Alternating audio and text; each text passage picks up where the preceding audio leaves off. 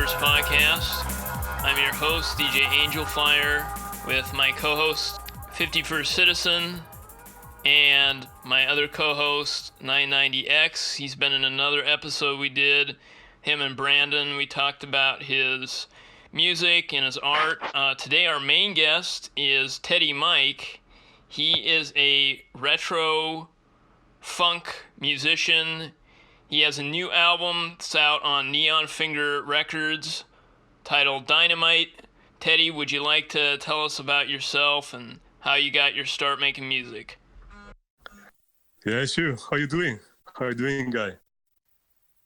Doing good. I just released a new record with a Spanish label called Neon Finger Records. This is actually my second LP with this label. It's out since yesterday. I wanted to play a funk more organical, authentic than my first LP called On Point. Sounds more, more old school. How did you get your start playing funk, and particularly, that old school sound? How did you get your start as a musician? Oh, I started to play music very young. I get my first bass guitar at 16 years old. It's been a while now. It was the beginning of the 90s. Just after that, I started to play with a band. I was in high school. I started with playing bass, and after that, playing in other band, other kind of stuff, but always in the groovy music or funk fusion, or jazz, maybe just sometimes some jazz funk. And I always, since 50 years old, I play music in band, but I produce my music now on myself, only for myself alone, since 2002 or 2003. Were there some funk, jazz funk artists, particularly bass players, that you think had an influence on you, that you heard from an early age, that you think particularly, had an influence on what you're doing? First is Marcus Miller. I get one of my first CD was a Marcus Miller CD, and for sure I listen a lot this bass player. There's a bass player who play with a jazz funk band from the West Indies. It's called Michel Alibo. It's a bass player from a band called Uzeb. It's a awesome band, awesome jazz band from the West Indies. But I really like some bass player like for sure Stanley Clarke. Yeah. Yeah, Stanley Clarke as well. And there's another funky bass player that I really like. He's called Tyrone Brunson.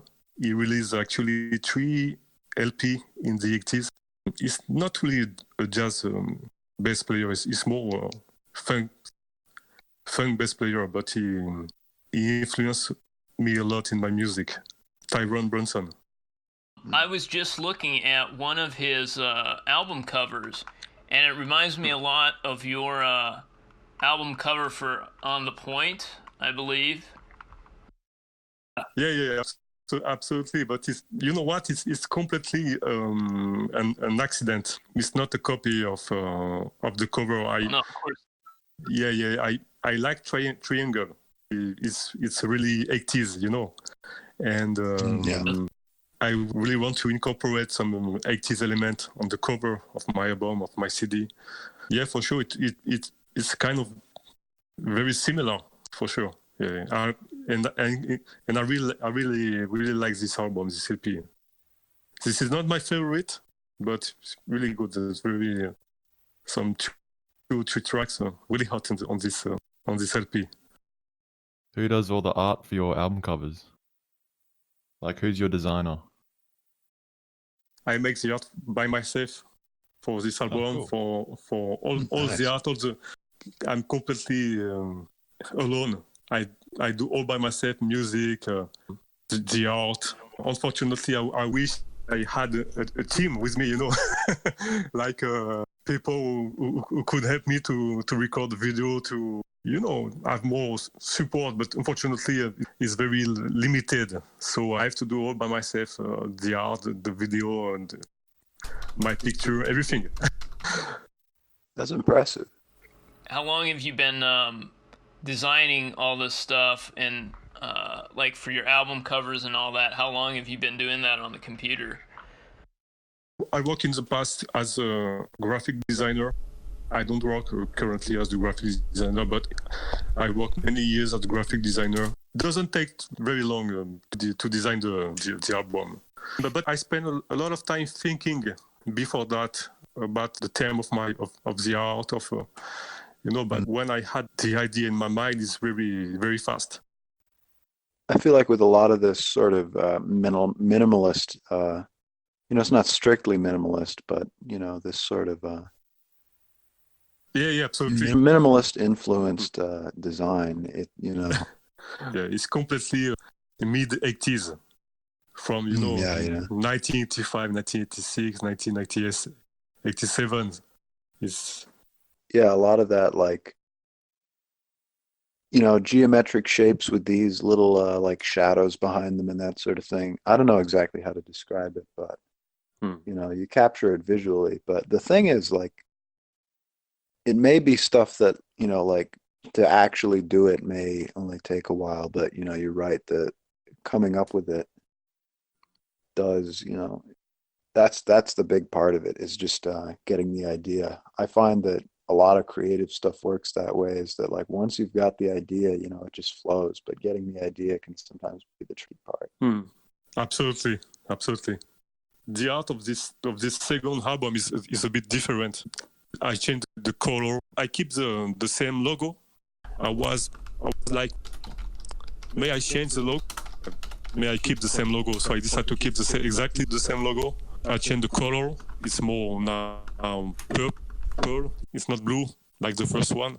The first thing is there are more bass on this album than on the first one on Poet. So it was important to me to show the bass. Yeah, let people know what they're in for. Yeah. Yeah, absolutely. Are you wearing gloves in that picture? Absolutely.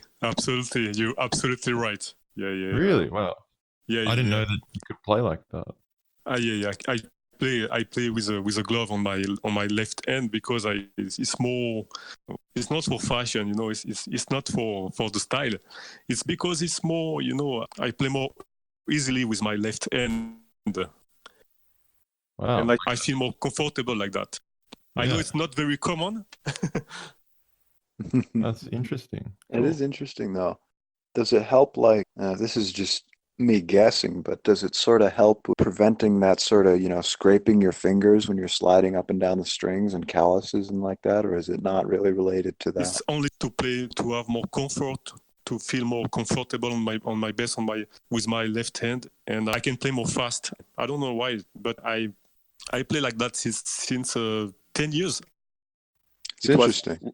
Yeah. One day I decide to try it, and I was like, wow, I like that. I really like that. And since maybe 10 years, I always play with a glove on my left hand. So now I have a collection of orange, blue, black, all colors. That's crazy. I've never heard of somebody doing that, to be honest with you. Player who play with a glove. I think I saw a Mexican bass player really famous. He's called Abraham Leboriad. He play with a glove. There's another bass player from Cameroon, Africa, really famous. He's called Mbappe.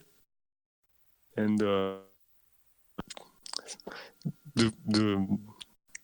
it's not very common. You see Marcus Miller or Victor Wooten or Stanley Clark or playing with a glove. No.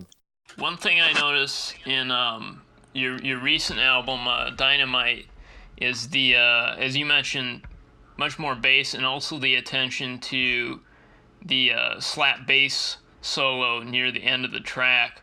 What do you think about the slap bass? What about that method in particular attracted you? Oh, that's a really, really good question. You know, in the current production, for example, the current funk production, you can hear a lot of bass, but playing with a synthesizer, with a sound like a Moog, stuff like that. I got a lot of tracks where I play the bass line with a Moog, but on the funk production from 1979 or until 1982, you can hear more real bass, more slap bass. And I particularly focus on the year of 1982 because there's a lot of great stuff that I really, really, really love. Bands like Horror, the funk from Ohio. There's some great LP from band from Mars. You can hear the bass guitar from the beginning until the end. I say no, that's exactly the kind of sound that I want to reach. So it was very difficult for me because it's really, really hard to mix a real bass guitar with a slap in 3 or 4 tracks of guitar.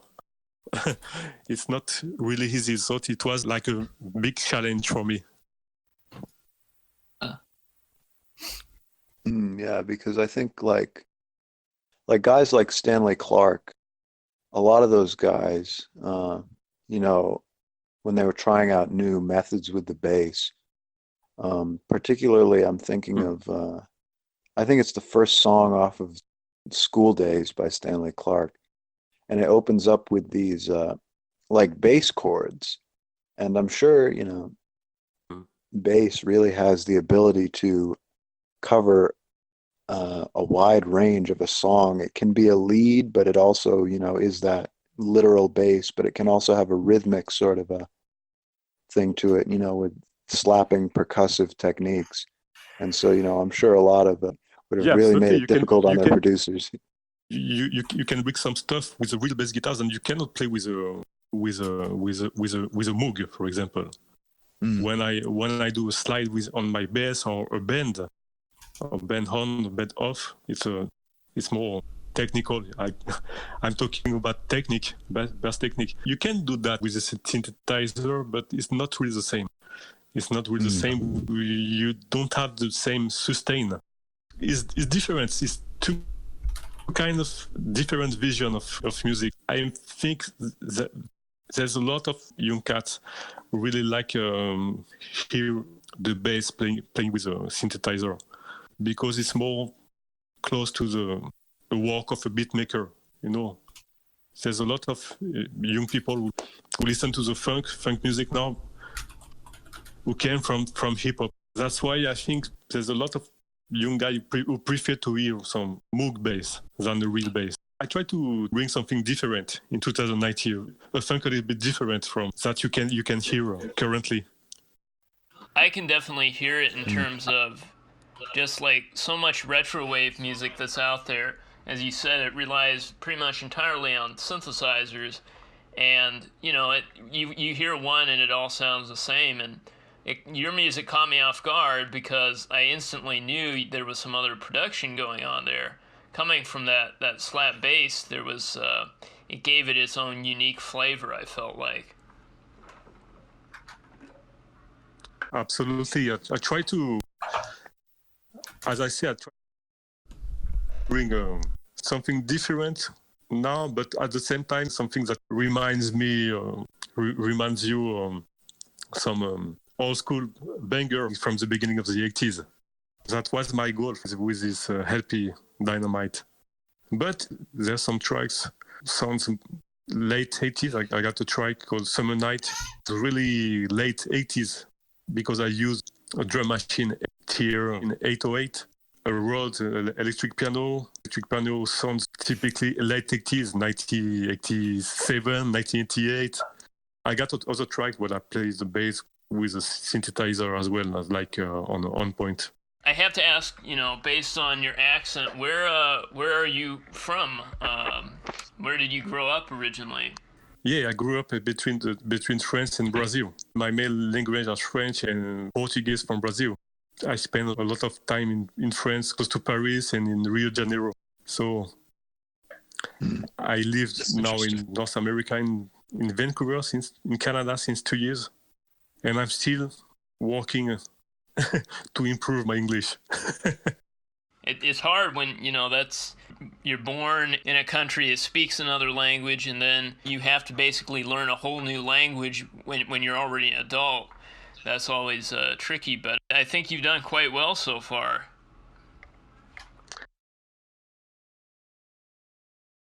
Thanks so much. I can tell you it's not easy. This is my second interview in English. It's not easy. Thank you so much to invite me. Thank you so much. I have no words. I feel honored, and I know it's very necessary if I want to reach out more people to talk more in English, for sure.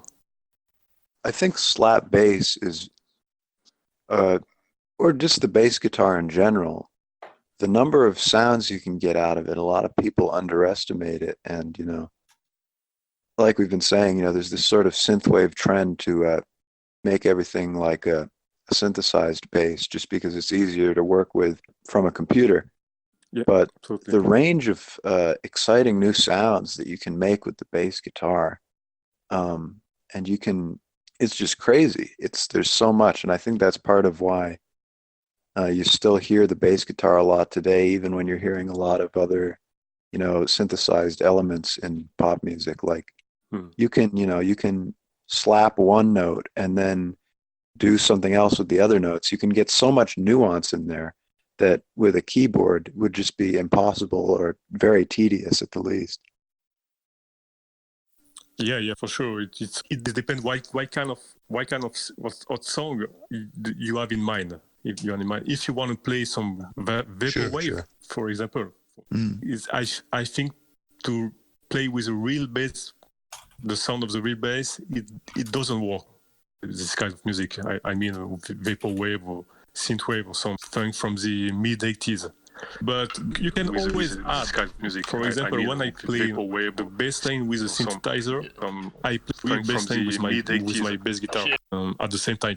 The bass playing with a synthesizer, and I have the track with the bass line with my bass guitar to bring more color, more power to the bass.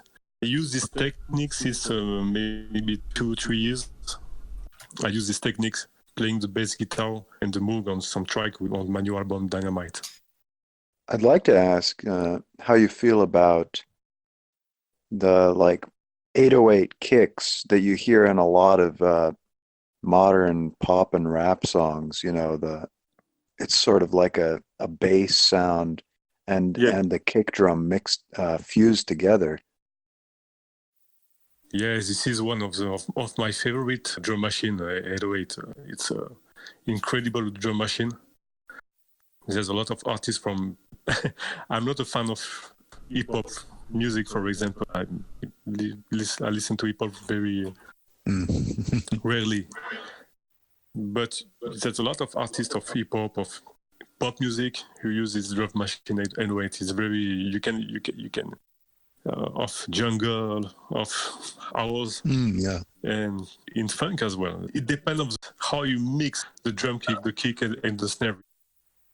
If you don't use a lot of plugins, you can sound more old school. But for sure, the guy who use 808 in hip hop use a lot of plugins, a lot of compression. I can hear a lot of compression in the drum machine. Yeah.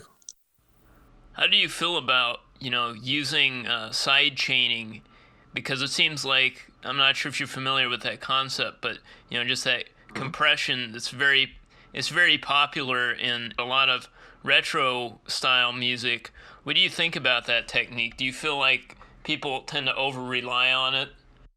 What I think about this technique, I never use this technique. I just record, for me, less is more. So much effects, so much plugins, and who kills completely the sound. I use just some basic stuff. For example, for the drum, I use many tracks for the drum, but I don't use a lot of plugins. Sometimes I can use 3 tracks, 4 tracks just for a snare, but I'm not fan of this new technique. mixing. No. Yeah, and I think that's an interesting point because, like, the kind of like side chaining, particularly in electronic music, you get this like boom, boom, boom, boom, boom, boom Yeah. kind of a sound. Mhm. Like, I feel like a lot of retro wave relies on that, but if you go back and listen to the source material from the 80s that a lot of retro wave is inspired by, obviously, they didn't really, that wasn't a thing at all, that sort of swelling sound. I don't know how you describe it. So there is definitely something to be said for just keeping it simple, because I think a lot of the time too, when people get carried away with production, and you can definitely do cool things with production, but when you get carried away with production, a lot of times people use it as an excuse for lack of either musicianship or interesting composition. I think a lot of No. producers struggle Yeah. by like thinking they've got to cram the track with so many things to make it good, because the actual central idea isn't good. So just like trying to compensate. But yeah, if you can work with like minimal elements and make them good, that's going to be more effective. Absolutely. The difference between the modern music and the music for the 80s. In the 80s, in the music introduction, you can hear the verse, the chorus, the verse again, and then the bridge. There's so many elements in the music. That's why I try to bring again on my music. It's hard to hear that in some modern production. It's more loop during 3 minutes, 4 minutes. That's the same loop.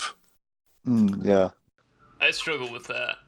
I mean, okay, this is very catchy. This is the same loop during 3 minutes, 4 minutes.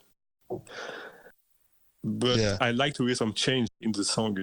I really like, for example, a bridge. It's wonderful when you hear bridge in a track. I love that. For sure. I think a lot of modern hip hop, the only real difference between the verse and the chorus is, heard in the lyrics, because the beat just kind of loops, and there's exceptions to that, but there are Exactly. definitely a lot of tracks that go like that.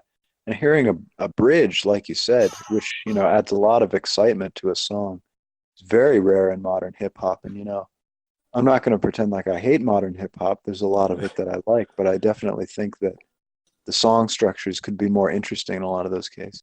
Okay, it works. But when you listen to Kashif, one of my favorite producers, when you analyze the track of Kashif, you can hear before the chorus, there's a pre-chorus. It's beautiful. You have the singer on the verse, and after that, the pre-chorus for 10 seconds, 15 seconds, and after the chorus, it's like, wow. That's why I really like the 80s music. What do you think about sampling? Do you do that much?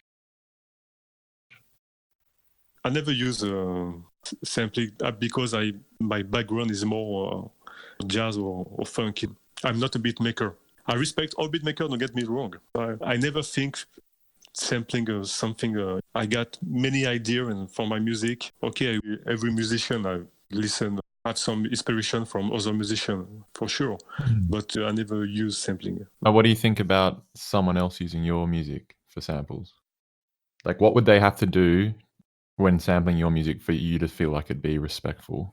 Or do you think they could use it in any way? Like, what's your thoughts on I like that. just in general? There's some remix of my song On Point, and I think it's funny. It's really nice. I feel very grateful. Some people like my track, like my music. They sample my music. I think it's awesome. That's good. Because I always wonder what the original producers think when someone uses their music. Because like a lot of famous hip hop tracks or whatever, like it does just end up being just a loop. So like I guess for an original musician, sometimes it feels like it's just stealing or something like that. You don't feel that way at all? No, not at all. Not at all. They can use my it depends. Obviously, if, for example, the rapper who sampled my music, if he got maybe 10 million views on YouTube with my music, okay, I think it's nice for sure. But Cool. it depends of the popularity of the music. For Yeah. sure. You don't For want sure. you don't want their song to yeah. become more popular than yours. Yeah. Absolutely. So if the track becomes viral with a very popular, we need to make a contract. Yeah.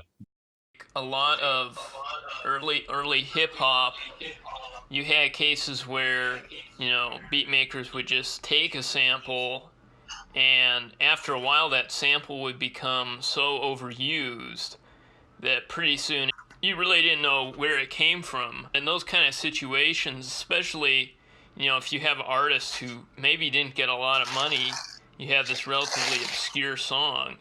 I think in that setting, if you've got popular hit records and they're featuring the sample, I think the artist is entitled absolutely to that. I mean, I'm pretty sure Yeah. the guy that did the Armin break, the drumming in that, he didn't get any royalties or anything. one of the members of the band, I think, did get something, but I'm not sure. I think it was the drummer. I think he was the one that died before he was Yeah. able to get any royalties from it. I'm not sure though. Yeah, it's unfortunate.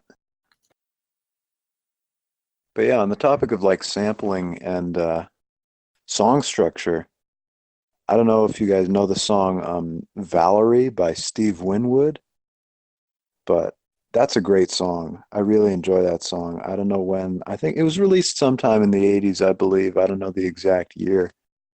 But when I first heard it, I thought, I know this from somewhere. And it was because it had been sampled in a house track that's pretty popular. I'm trying to think of the name of it. It's by a guy named Eric Pryds, Pryds. I don't know. Or, yeah. Samples sometimes could be necessary for a young guy of 12 years old who don't have any musical culture. A young guy can hear a sample on the hip hop music. He say, "Wow, I like the sample. I like." Maybe he can search about the sample and he can find the real artist behind that. I think for this reason, it's really could be nice here. I guess what I thought was interesting about this particular instance, though, is like in this song, it's the chorus. Even the chorus itself doesn't have a lot of repetition within it. There's a lot of like subtle chord changes going on. But in like the remix that is more popular, the Eric Pryds house track, like the chorus basically gets looped over and over again, and all the like tension and resolution that happens in the pre-chorus of the original song and whatnot is lost essentially. And I like both tracks, but I think they're both, they're good for different things, and so it's I think a lot of modern music we're like we're more in that vein of you get a catchy loop, and if you put enough effort into getting a really perfect loop, then you can just loop it for 7 minutes or so. And there's exceptions to this. I don't want to sound like too much of a boomer here, but I think that sort of spontaneity and exciting song structure, something that's really well crafted, we could use a lot more of that in modern pop, I think. Yeah, I agree. When did you first start exploring synthesizers and getting familiar with that? How old were you, or when was that for you? And how was that transition coming from playing, a stringed instrument to a, keyboard? I had my first synthesizer was a DX7. I started to discover synthesizer in 1993 or 1994 with a DX7. After that, I was completely passionate about synthesizer. In the past, I had many synthesizer. Unfortunately, I moved since the past few years. I moved a lot. I moved from Brazil, after I moved from France, and now in Canada. Now my setup is really minimalist. To be honest, you can have a really good song with some plugin. You can reach a really similar sound. With a computer, you change your sound. If you want to reach the real sound, the real analog sound from the active, you don't have to record with a computer. You have to record with a reel-to-reel, tape-to-tape, not a computer. Because if you record with a computer, you lose completely the flavor of your analog gear, analog synthesizer. I did a lot of tests with the emulation of DX7, for example, and the real DX7, and this is exactly the same sound. You record with the computer your real DX7 and the false DX7 in a simulation plugin. You have exactly the same sound. It reminds me of when we were talking to Noir at Blanc V, who reviews analog synths on YouTube and that sort of thing. Yeah, you know, one of the things we talked about was like a lot of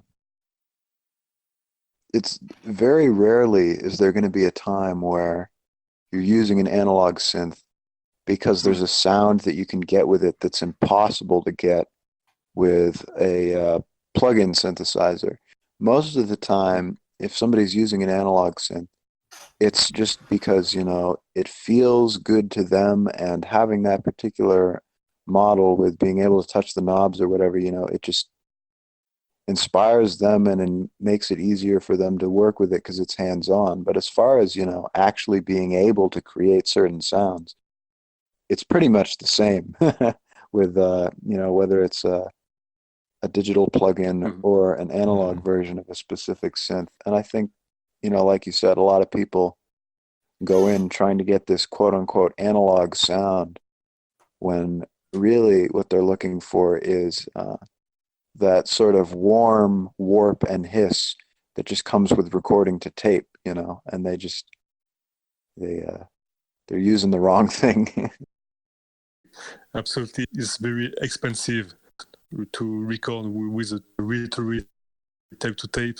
It's not easy because there's no more quantization, no more Pro Tools, no more Ableton, you know, and so you have to be a really good musician for that, and you have to be rich to have because it's very expensive. So the easier way is to record with Pro Tools, with Logic, with Ableton, but you never will have exactly the same sound than they have in the 80s. I try to do my best to have the sound pretty similar. I spend really a lot of time listening to this old classic, to have the same bass sound, the same synthesizer sound, the same drum sound.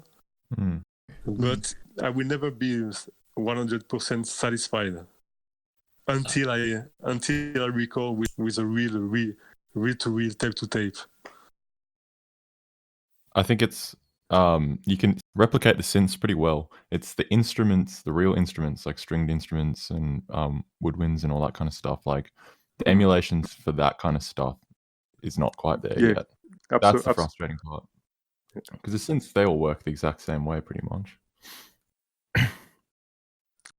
Oh, exactly. The best part, in my opinion, is when I record a real instrument, bass or guitar. It's more organic. More and authentic. Yeah, definitely. It's pretty similar than the sound of the 80s. Yeah. The sound that I reach with my bass on my guitar is pretty similar. I think that's what makes 80s music stand out so much, is that it does have that electronic feel, but also has the real instruments mixed in there as well. Whereas like a lot of the stuff now is just like pure electronic. It's having that contrast, and the textures and everything really brings it all together. You know, it's interesting because I'm not sure if you're familiar with Kenny G, Teddy Mike, but Kenny G, yeah. Kenny G, I like Kenny G, yeah. When I was listening to Songbird, I noticed for the first time that there is, I'm not sure if it's 808 or what, but there's like a noticeable like bass at the beginning that's like clearly some kind of synthesis, but it's in there, it's mixed in there so well you can just, unless you're really trying to hear it, you wouldn't be able to hear it because most of the focus is not on that synthesized element, but on Kenny G's saxophone playing. Is it like an element used to make the sound thicker, or? I think it's just to make it thicker, and in fact, I think this was very common with a lot of 80s music. They would have like electronic bass, and then they would have another like analog bass or something else just to make it sound thicker. Like a sine wave. Yeah, exactly. They would have something underneath it, adding layers but very subtly. All right, well, at this time, we're going to go for a quick 10-minute break, and then when we come back, we'll pick it up with you. How does that sound, Teddy? Sounds good.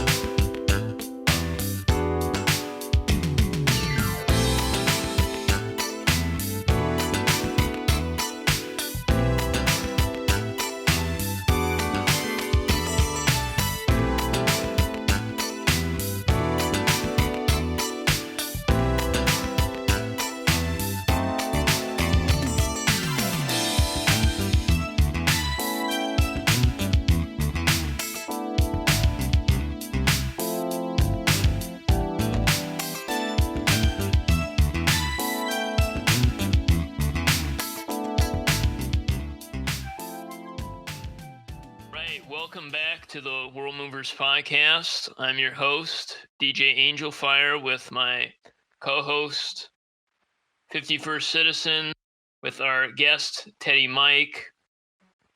When we last left off, we were discussing the style and production of 80s music, and I saw on your Instagram, Teddy, you had a post talking about Bobby Nunn, and I'm curious, would you kind of like to explain him for our audience a bit? Because I'm not super familiar with Bobby Nunn, but I did listen to one of his tracks, and definitely got that, early 80s feel to it. Bobby Nunn is one of my favorite artists. He's a keyboard player. So there's no real bass, no guitar, just synthesizer. But there's a lot of groove. He just released 2 albums, one in 1982 and the other one in 1983. Both albums are really, really great. Actually, from Los Angeles, he signed with Motown Records. He didn't get the success that he deserved, in my opinion.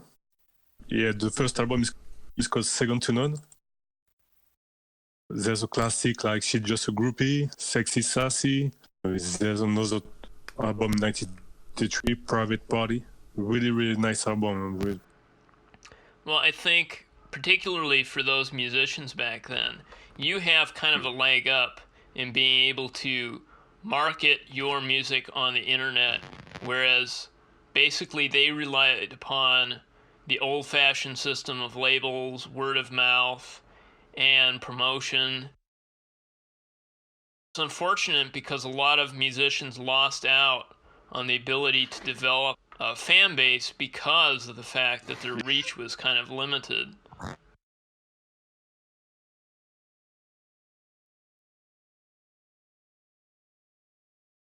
Exactly, I'm still struggling to have more a fan base with more people. I can say this is a problem for my music, is instrumental music. I play with all instruments, but unfortunately, I don't sing. I cannot sing. Unfortunately, that's the great problem of my life. But if I just can say I tried to release some stuff with a good singers in the past. I'm really perfectionist. I'm really difficult, so I didn't manage to find a good singer. But I can tell you that at the beginning of 2019, it will be 1 or 2, maybe 3 production with a singer.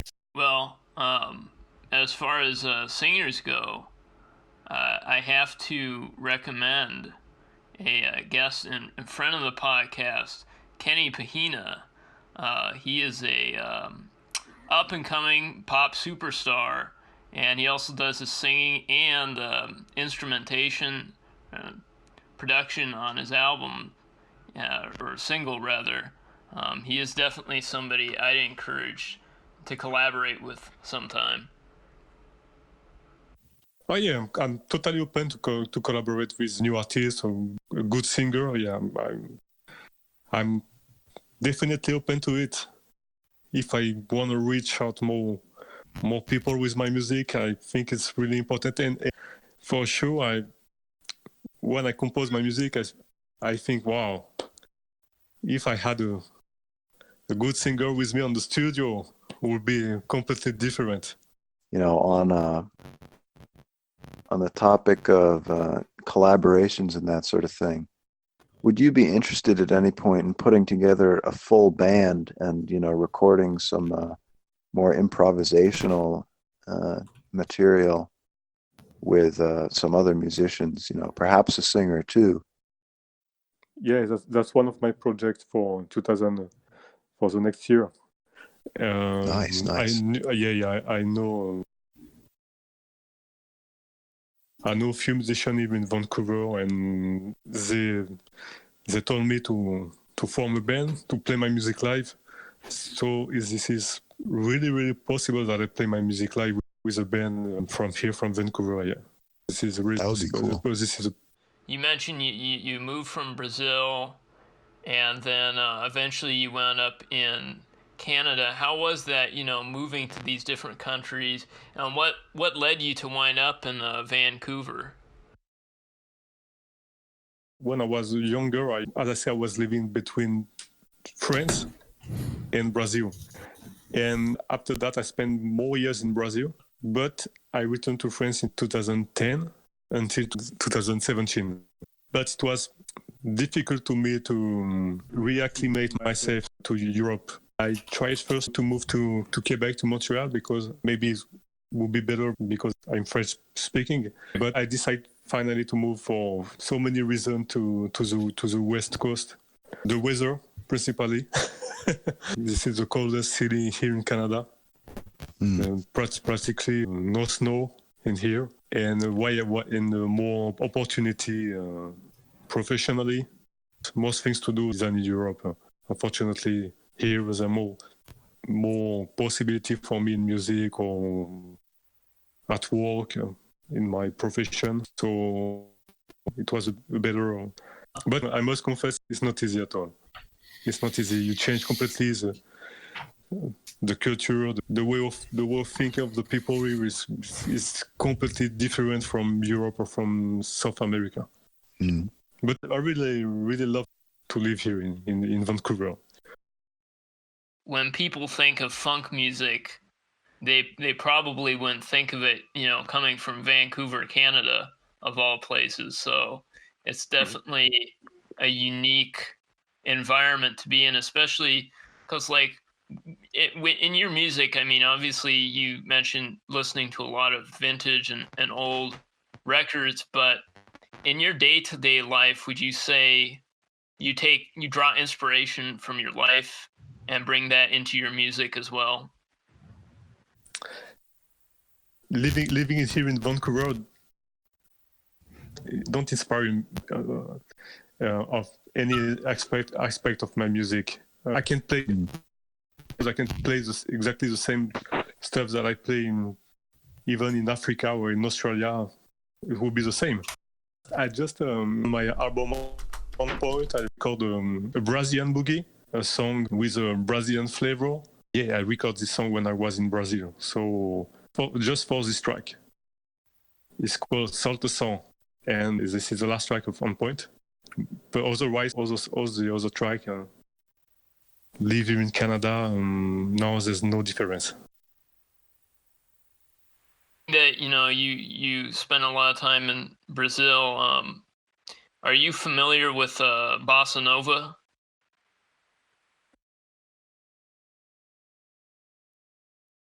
Absolutely, this is one of my favorite music with funk music. This is one of my favorite style. I grew up listening to bossa nova and samba, so for sure. I really love to read Tom Jobim, Vinicius de Moraes, Gal Costa, some great singer from bossa nova from Brazil, and I got Brazilian music in my heart for forever. Would you ever want to visit Brazil again, or? Yeah, everywhere. I was in Brazil a few months ago. So here in Canada, we just that's the same that in the United States. Just 2 weeks of vacation. I spent all my 2 weeks of vacation in Brazil. Oh, nice. Absolutely. Yeah. What areas of Brazil did you grow up in? Yeah, it's Rio de Janeiro. Okay, right, sure, the capital. Yeah, no, not the capital. The biggest city of Brazil is São Paulo, and the capital is Brasilia. In the center, this is actually in the center of Brazil. Rio de Janeiro is the second city of Brazil. There's definitely a lot of places that I would love to visit someday. I've got the wanderlust in me, but not necessarily the budget right now for that kind of stuff. On the topic of Brazil and bossa nova, I feel like bossa nova really had its peak in popularity a lot way before that sort of uh, revolution in music technology that you kind of had in the 80s. So I think it would be really interesting to see a sort of a retro bossa nova movement where with more modern music technology, reviving that old sound, that old style.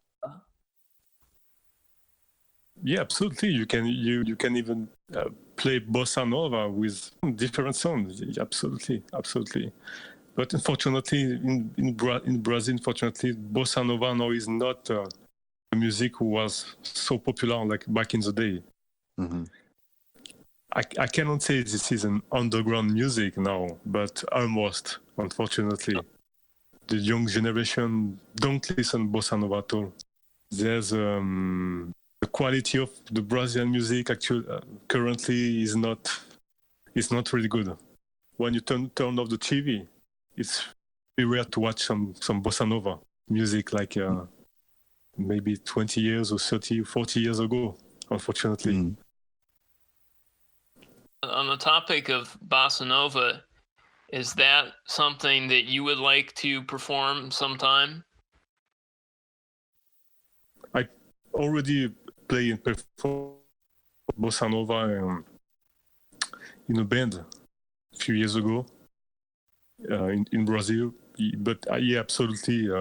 I think it's very nice for me, for my music, to diversify, to change. Playing bossa nova, for sure, I really love to play bossa nova.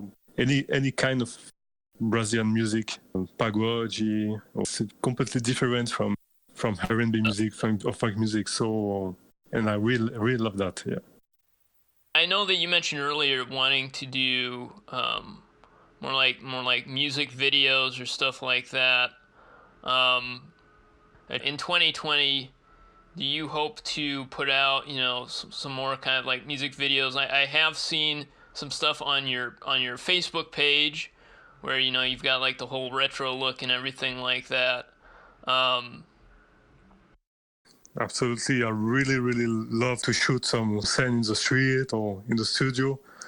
Absolutely. As I say, I just do all by myself. But there's a special track with a singer for the next month. We would like to do a new video with a singer. It would be awesome, for sure. I don't know if it'll be possible for next month because the singer don't live here in Vancouver. He lives in the East Coast. You will see in a few weeks for sure. I had listened to your On the Point, and then in preparation for this interview, I was going through and listening to Dynamite, and I just really appreciated not just the bass and the expressiveness of that, but also the lush quality of some of these synths and such that you have going on in the background. I believe there's like some woodwinds and stuff like that. I'm definitely keen to hear more of that in your music going forward. Oh, thank you.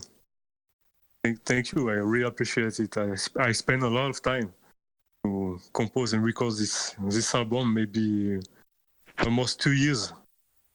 I spent a lot of time to choose, to create the patches of the synth, to get a big sound of bass, a big sound of guitar. It was not easy at all, and that's why I spent a lot of time. I have to do better for the third LP or EP. I don't know, or maybe single, but. What synthesizers did you use on Dynamite? Obviously, you mentioned owning a DX7 or something similar, but is there another synthesizer that you used on that album? Oh, I use so many synthesizers. I use a lot of the Prophet 5. There's some synthesizer from Roland and Korg, a lot of Oberheim as well. My favorite synthesizer, it's a GX8P from Roland. It's a synthesizer from 1984, 1985, and this is a synthesizer that I use more for my album Dynamite. This is not the Jupiter 8 because it's so much expensive, but the GX8P is actually my favorite with the DX7 from Yamaha. And obviously the Fender Rhodes. and electric piano for sure. It's a basis of the funk in the funk music or my music. If you no roads, no funks, you know what I mean? Sure. It's really important. It's sometimes I can start composing music with the roads, sometimes with a beat, sometimes with a bass guitar, but many times I start composing playing with road piano. Yes, this is a really important element on my music. How did you come about to buy the Rhodes piano? Was it like something you bought on Craigslist or like on eBay or? The road piano I bought in a shop in Europe, but I know it's not easy. Sometimes it's a bit expensive. But yeah, it was a few years ago. It was I can say it was a good opportunity in Europe. Yeah. I feel like, especially with that early equipment like a Rhodes or even, an analog synth, there is a level of maintenance that you have to follow with those devices, because they're not just, things you can pull up on a computer and they're just there. They're physical machines that you have to, make sure everything's tuned right. It takes a extra level of dedication. Mm-hmm. It was really complicated a few years ago, but now I just have a controller keyboard and synthesizer. It's just that. This is a minimal setup. I prefer to spend my time studying music and composing music than fix the synthesizer and spend a lot of money with that. So it's very easy now for me to record my music. When you're creating music, how do you deal with a writer's block, where you get to a certain point and you don't know what to do next? How do you deal with that? I can take 1 month or 2 months just to finish a track. I never work on another track on 2 tracks or 3 tracks at the same time. It's really important for me to finish 1 track at a time. It's really difficult sometimes. It's like a challenge because sometimes you don't have any inspiration. I let the music. I stop playing music for 2-3 days, 1 week, and after that, my inspiration come back. So I just record 1 track at a time.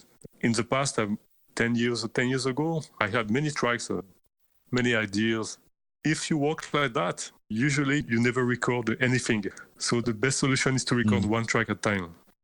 You finish the song, you finish your track, you finish your arrangement, the structure of the song, and after the mixing, after that, you can think about another track. How many instruments do you play?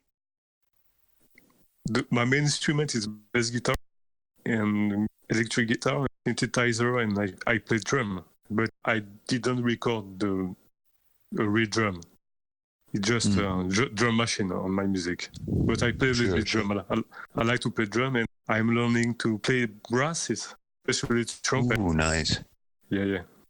Maybe on the next record. Yeah. Going back to the roots of funk in the 70s, there were a lot of those horn stabs and stuff that you hear with like James Brown's music or other similar funk pioneers. Oh yeah, for sure. I really love that. This is actually the only instrument that you cannot reproduce perfectly with plugin. I try to reproduce with plugin, but this is not a good solution. So it's better to learn playing properly a real instrument, a real trumpet, and after let's try to record something like Tom Brown or Kenny G. Yeah. Are there any specific trumpet players that whose styles you try to? Absolutely, my favorite is Tom Brown. Tom Brown, I'm a really good fan of Tom Brown. I don't know if you know Tom Brown. He recorded in Funking for Jamaica in 1982. And he played with. He played with Marcus Miller, with Stanley Clarke, with Bernard Wright. Yeah, with so many great musicians. I guess, he's probably the sort of stereotypical most famous trumpet player out there. But, how do you feel about Miles Davis? Oh, Miles Davis, yeah, it was the greatest jazz musician. Coltrane and Miles Davis, and I really love his work with Marcus Miller for sure. I'm not a specialist of Miles Davis, but I have so much respect for him. Yeah, sure. Yeah, Miles Davis to me is interesting, and I think it kind of ties in with the whole topic of funk in general because Mm-hmm. I think, in the mid 70s, a lot of the jazz greats from the 50s and 60s were either, some of them weren't around anymore, but a lot of them were still sort of sticking for the most part with the same styles and instrumentation. Whereas Miles Davis always loved to experiment with new things, jazz fusion, funk and rock, it all kind of came in there at some point, and he managed to mix it all together in a very interesting way. And yeah. Yeah, he was really modern at this time. Before we talked about Bobby Nunn, how did you first come across his records, being that he was American? How did you find out about his stuff? When I live in France, the funk music is really, really popular. There's a lot of record store in France, specialists in funk music, in black music, in R&B, soul. So it was really easy to find a record of Bobby Nunn, some funk artists not really popular in US. And I remember I listened to Bobby Nunn to the radio. I had maybe 15 years old, 16 years old. So not so Bobby Nunn, but so many other artists Yeah. playing on the radio in France. Or Yeah, it's really cool to have the opportunity to talk with somebody who's been around the days of the old school analog way of really how music was advertised and all that. And it's cool too because you are exposed to a younger audience and able to really get your music, some maybe some broader recognition. So this has been a really interesting podcast for me. Definitely learned about you and your music, and I hope that our audience has as well. Is there anything you would like to shout out? Like your Instagram, your Facebook, anything like that you would like to shout out so people can.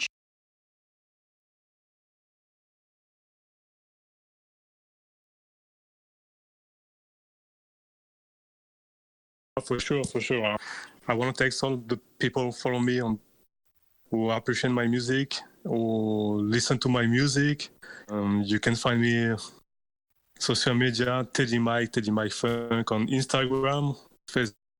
Yeah, I use especially Instagram or Facebook. I don't use Twitter or other kind of social media. So yeah, Teddy Mike Funk. And shout out to all the people, all the funksters who like my music. They more stuff to come in next year, next month. And I'm still working on music. After that, after this moment with you, I will work on my music tomorrow as well. Every day, I won't ever stop. It's a constant process of improvement, and we definitely love to be a part of it. So with that, I'm going to wrap up the podcast. This has been DJ Angel Fire and 51st Citizen and 990X for World Movers Media podcast, and we'll see you next week.